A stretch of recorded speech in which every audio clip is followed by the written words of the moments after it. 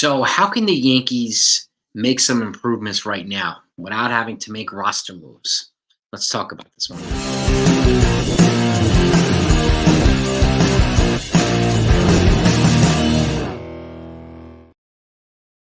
Hey, gang, hope you're all doing well. So, Yankees have lost two in a row now, and there are some ways I think that they can improve without having to make roster moves. And there's not, roster moves aren't always the answer. Okay, I do think the Yankees have the personnel in house that they need to keep moving. Okay, they're 12-5 right now, right? So they have plenty of firepower. They're ahead of where I thought they were going to be in the month of April.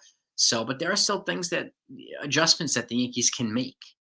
Okay, and I want what your thoughts are as fans. And if you happen to be a Yankee fan and you always want to be kept up the loop, you want to know when I go live, you want to be in the front of the line when news comes in. You're not subscribed, hit that subscribe button. Okay, and hit the notifications as well. I will take care of everything else, and I thank you so much for it. Now, let's talk about these things. And again, you load up the comments, and if there's anything else you can think of that I'm not mentioning, put them in the comments because I want to know what your thoughts are too. Okay. Number one, I'm looking down on my notes because I want to make sure I get it right. So number one is, I think this is obvious, but giving some guys rest.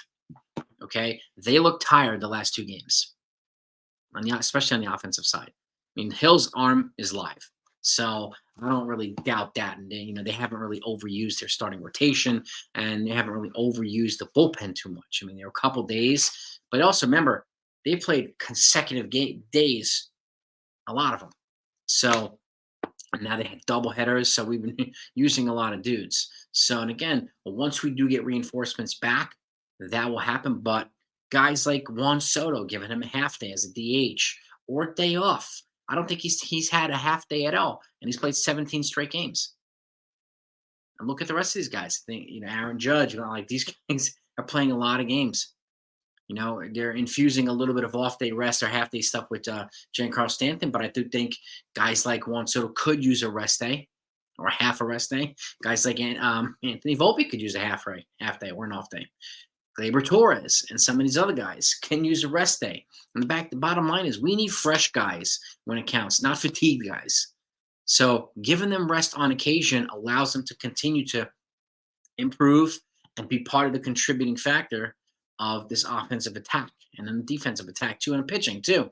So I hope that they would consider resting guys. And I know, fans don't want to see, I want to see. So I get that. But the fact is they have to rest guys on occasion too to keep them healthy. Okay. And that's going to be in a 162 game season. They have 145 games left. These guys need a rest here and there. It's okay to rest them. Okay. That's number one.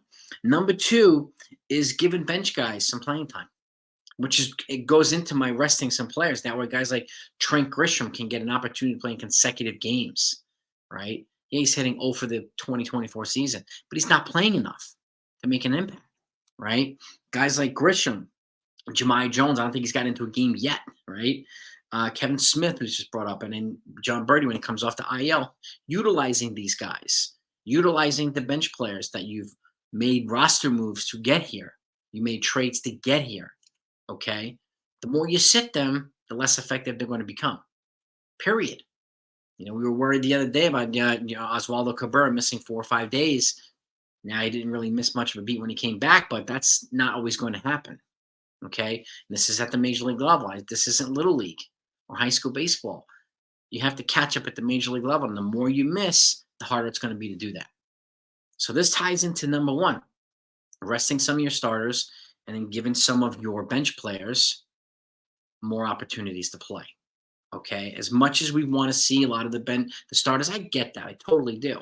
But we have to give these other guys an opportunity to play. Otherwise, it's not going to really make sense, and it's not going to help them in the midseason and when the season gets later on, in the months of August and September when we need guys to be fresh, okay? And again, roster moves don't have to be made for any of this stuff. This stuff is common sense, utilizing what we have on the field and in the dugout now, okay? Number three is do not rush DJ Lemahieu when he comes back off the IL. Just because he's back off the IL doesn't mean you sit Oswaldo Cabrera and never play him again, okay? You don't do it. I say this a lot. When Jason Dominguez comes back, he has to earn his spot back in the lineup. Shouldn't be handed to him. Same thing goes for DJ. Got to prove that he's healthy. Got to prove that he's productive. Otherwise, you're backing up Oswaldo Cabrera, not the other way around. Period. He is older, so he will need a little bit more time. I get it. But we need his best team as possible out in this field right now. And if Oswaldo Cabrera has a hot bat, I don't want to sit him again for a longer stretch. I don't want to do it. So please do not rush DJ Lemahieu when he comes back off the IL. I'm encouraged that he's healthy. I like to see it. Just like I hope, Garrett Cole comes back in full throttle. I hope Tommy Kahnle comes back, guns blazing. Scott Efros is ready to rock and roll when he comes back too, and Jason Dominguez is ready to rock and roll when he comes back. But the same applies to DJ that I talk about with Jason Dominguez. I'm going to drive some fans crazy, but none of these guys should be handed their spot back. And I know DJ's on an expensive contract and blah, blah, blah. But again, there's a reason why you made a lot of these roster moves and improved your depth. So you're not forced into essentially being forced to play DJ LeMahieu without having a credible backup. Right. And if he happens to be the credible backup, and you did bring him here to be the utility guy, he can play multiple positions. So if Anthony Rizzo needs a day, you have DJ when he comes back. So I hope that they keep that in mind. I really, really do. And I don't work for the Yankees, but this is something that as a fan, as a content creator, it's obvious to me. So, and I'm going to imagine it's obvious to a lot of you as well. So, and lastly, I have is please do some defensive tandem work right now between Anthony Rizzo, Anthony Volpe, and Gleyber Torres. Okay, we were having a lot of defensive lapses in the field, and our defense has been hurting us lately. And that, again, Anthony Rizzo's included. It's like he's taking a step back defensively. And he's the best defensive of all those three. He's the better defender. Volpe's pretty solid, too. Obviously, with the glove, he's having a little bit of trouble with the bat.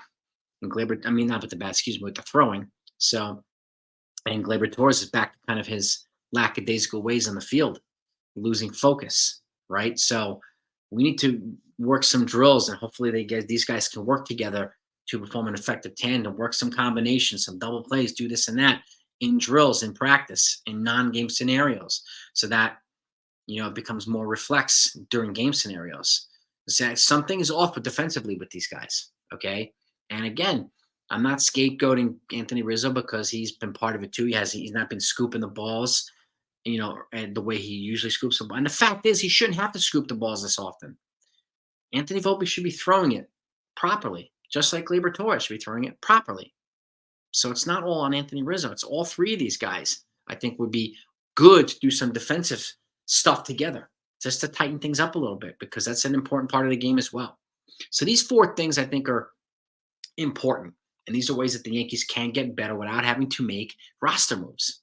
Okay, without having to option guys. I know they're going to do that anyway at some point to, option guys out, bring in some fresh arms. But I get that. It's obvious. So, but this type of stuff can make an impact, in my opinion. So, but again, you let me know what you think. This is just my opinion.